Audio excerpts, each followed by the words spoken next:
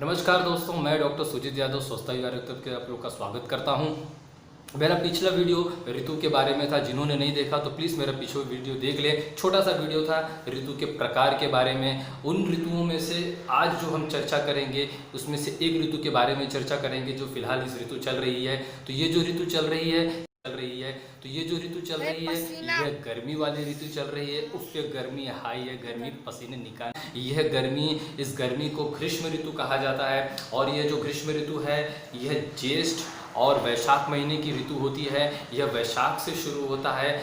इस साल 2020 में 25 अप्रैल से वैशाख शुरू हुआ है और 21 जून तक ज्येष्ठ रहेगा।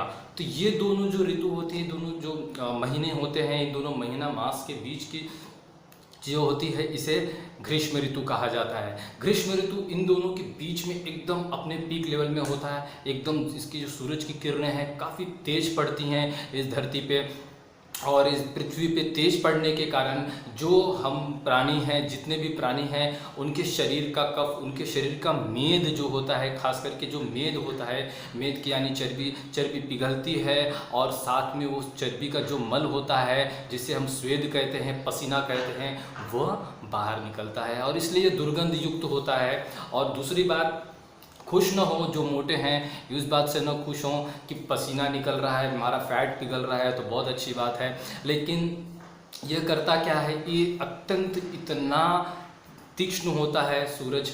इस समय सूरज की किरणें इतनी तीक्ष्ण पड़ती हैं पृथ्वी में कि वो पसीने के साथ साथ हमारे बल को भी कम कर देता है। जी हाँ, हमारे शारीरिक बल को भी कम कर देता है। हमारी जो अग्नि होती है, पाचन अग्नि, इस ग्रीष्म ऋतु में कम होती है। आपने देखा होगा कि खाने का मन कम करता है और लिक्विड पानी, द्रव्य आहार लेने का मन ज़्यादा करता है। तो ये इसलिए होता है क्योंकि हमारा बल कम हो जाता है, अग्नि का जो बल होता है वो भी कम हो गया होता है। इसलिए इस ऋतु में खान पान जो है आपका वो संभाल के करें। आपका जो आहार है उसे बहुत ही नियोजित तरीके से करें और सही आहार का आप जो है चॉइस करें और उस हिसाब से उसे आप खाएं। तो आज हम आहार के बारे में ही चर्चा करने आए हैं कि ग्रीष्म ऋतु में आपके आहार क्या होने चाहिए। भजेन मधुरम शिवान अन्नम लघु स्निग्ध हीम द्रव्यम सुशीत तोय सिक्तोंग लिया सक्तुम स शर्करान। भजेन मधुर अन्नम मतलब मधुर आहार, मधुर अन्न का सेवन करना चाहिए।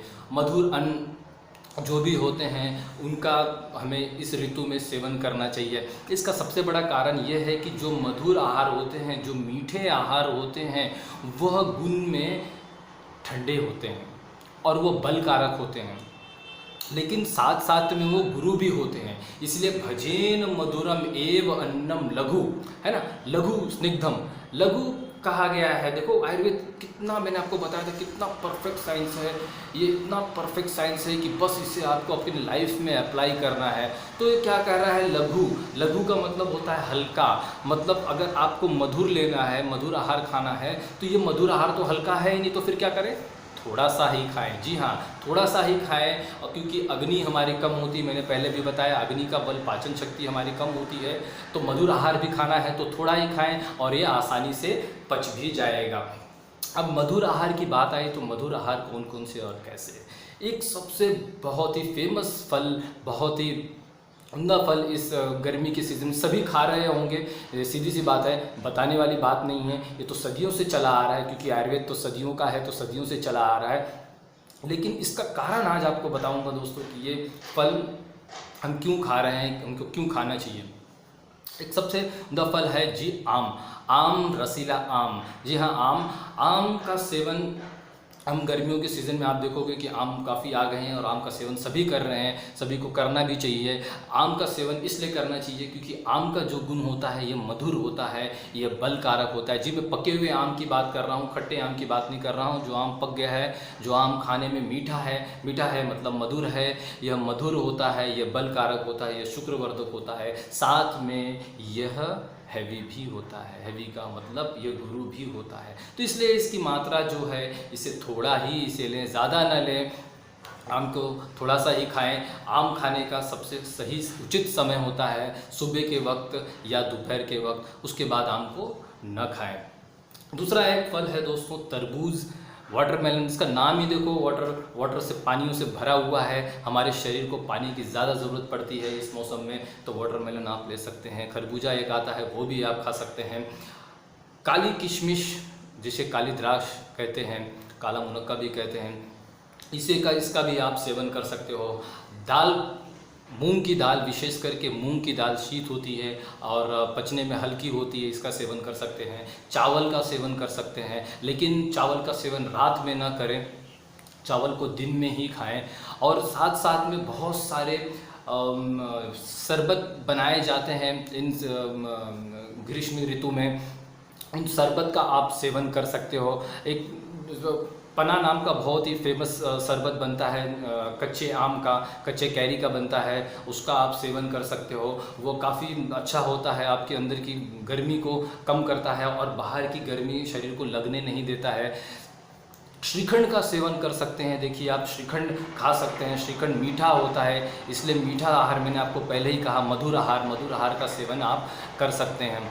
शरबत की बात करेंगे तो एक फालसा नाम का फल मिलता है, छोटा छोटा फल होता है। ये काफ़ी कम दिखता है शहरों में और काफ़ी कम समय के लिए ही रहता है। तो अभी तो फ़िलहाल लॉकडाउन चल रहा है, तो शायद फालसा आप लोग नहीं मिल सके। इस फालसा का शरबत का इस्तेमाल बहुत अच्छे तरीके से होता है और ये बहुत ही शीत होता है और पेशाब के विकार, जितने भी मूत्र के विकार हैं, उनको ये फालसा कम करता है। उत्तर भारत की तरफ एक बहुत ही प्रचलित आहार है जिसे सत्तू कहते हैं, जौ का सत्तू। जी हाँ, जौ के सत्तू को पानी में मिला के और थोड़ी सी शर्करा मिला के इसका सेवन अगर आप करते हैं, खास करके उन जगहों पे जहाँ पे लू चलती है, एकदम ज़्यादा गर्मी होती है, या आपको बाहर गर्मी में जाना है, या आप कोई ऐसा काम कर रहे हैं जहाँ आपको धूप लग रही है, तो ऐसे सब काम करने वाले और ऐसे सब जहाँ पे बहुत गर्मी पड़ रही है, लू जैसी गर्मी पड़ रही है, वो सत्तू का सेवन कर सकते हैं। सत्तू जौ का बनता है दोस्तों और ये बहुत ही प्रचलित है। यह इतना उत्तम आहार है इन गर्मियों के सीज़न में कि इससे खाने से लू नहीं लगता है, गर्मी नहीं लगती है, प्यास नहीं लगती है और भूख भी कम लगती है, क्योंकि ये सत्तू थोड़ा सा भारी होता है। तो इसे खाने के बाद आपको ऐसा एनर्जी काफ़ी बना रहेगा। इन सब चीज़ों से ध्यान रहना, आम हो गया या सत्तू हो गया या श्रीखंड हो गया, ये चीज़ों में एनर्जी आपकी काफ़ी बनी रहेगी, इसलिए इसका आप सेवन कर सकते हैं। अब बात आई शरबतों की, तो शरबतों में पानी भी इस्तेमाल होगा, तो पानी आप फ्रिज का इस्तेमाल ना करें। फ्रिज का पानी आयुर्वेद अनुसार वर्जित है, क्योंकि यह जो फ्रिज का पानी है यह काफ़ी डेंजरस होता है। आप मिट्टी का घड़ा ले सकते हैं, मिट्टी के घड़े में रखा हुआ पानी उसका इस्तेमाल कर सकते हैं अपने शरबत बनाने के लिए। और शरबत बनाने के लिए शक्कर का ही इस्तेमाल करें। जी, शक्कर मतलब मिश्री या रॉ शुगर, यह जो मार्केट में वाइट शुगर मिलता है, ये थोड़ा डेंजरस होता है, कोशिश करें उसे ना यूज़ करें और इस शक्कर को ही यूज़ करना है। गुड़ का इस्तेमाल ना करें। काफ़ी लोग भूल करते हैं कि गर्मियों में गुड़ खाते हैं, तो गुड़ का इस्तेमाल ना करें। मिठास के लिए मिश्री का इस्तेमाल कर सकते हैं। थोड़ा मध भी आप उस शरबत में, जो भी आप शरबत बना रहे हैं, आप उस शरबत में मिला सकते हैं। अब बात आती है पीने की, तो कई लोग ये सोचते होंगे कि डॉक्टर साहब कहीं दारू वगैरह का भी हिसाब बता दें। तो अल्कोहल, नो अल्कोहल, अल्कोहल के लिए पूरी तरह ना है। हम दारू को प्रमोट नहीं करते हैं और ख़ास करके आयुर्वेद में दारू को ना कहा गया है, मदिरापान को ना कहा गया है। इस गर्मी के सीज़न में तो बिल्कुल भी मद्यपान न करें। मद्यम न पेयम पेयम वा स्वल्पम सुबहुआरी वा अन्यथा शोष शौथिल्य दाह मोहान करोति तत्। मतलब मद्य का सेवन न करें, करें भी तो बहुत थोड़ा सा उचित यही होगा कि मद्यपान ना ही करें। काफ़ी प्रकार की बीमारियां, क्योंकि मद्य का जो गुण होता है, दारू का जो गुण होता है, वो उष्ण होता है, तीक्ष्ण होता है, वो जला देने वाला होता है। और ये जो गर्मी में अगर आप पिएंगे तो सोचो वो क्या होने वाला है। तो दोस्तों, मद्य का सेवन तो बिल्कुल ही ना करें, क्योंकि मद्य पूरी तरह आपके शरीर को परेशान कर देगा। और ये जो मैंने मधुर आहार बताए, तो सीधी सी बात है, कुछ डायबिटीज़ के पेशेंट होंगे तो वो मधुर आहार नहीं खा सकते हैं। कुछ स्किन के पेशेंट होंगे, कुछ वायु के पेशेंट भी होते हैं, रोगी होते हैं जो आम का सेवन नहीं कर सकते हैं। तो उचित होगा आप अपने वैद्य से सलाह ले लें। आप अपने निकट जो भी वैद्य हैं, चिकित्सक हैं, उनसे सलाह लेने के बाद ही उसका आप सेवन करें, तो आपके शरीर को किसी प्रकार की हानि नहीं होगी। तो ये दोस्तों, आज हमने ये जाना कि आहार क्या क्या होना चाहिए। मैंने आपको सुबह का आहार बता दिया, मैंने आपको दोपहर का आहार बता दिया। अब आते हैं हम रात के आहार के बारे में। रात का आहार ग्रीष्म ऋतु में कभी भी हल्का ही लेना चाहिए। आप रात के आहार में दूध का सेवन कर सकते हैं, चपाती रोटी का सेवन कर सकते हैं, साथ में किसी भी सब्जी, थोड़ी सी ज़्यादा नहीं, उस सब्जी का सेवन कर सकते हैं। इस मौसम में, ग्रीष्म ऋतु में खास करके ज़्यादा खट्टे आहार न खाएं, तीखे आहार न खाएं, कड़वे आहार न खाएं, कशीले आहार न खाएं। इन सब रस वाले जो आहार हैं, इनका सेवन जितना कम हो सके उतना ही कम करें। करना है, ना नहीं कह रहा हूँ मैं, करना है लेकिन कम करना है।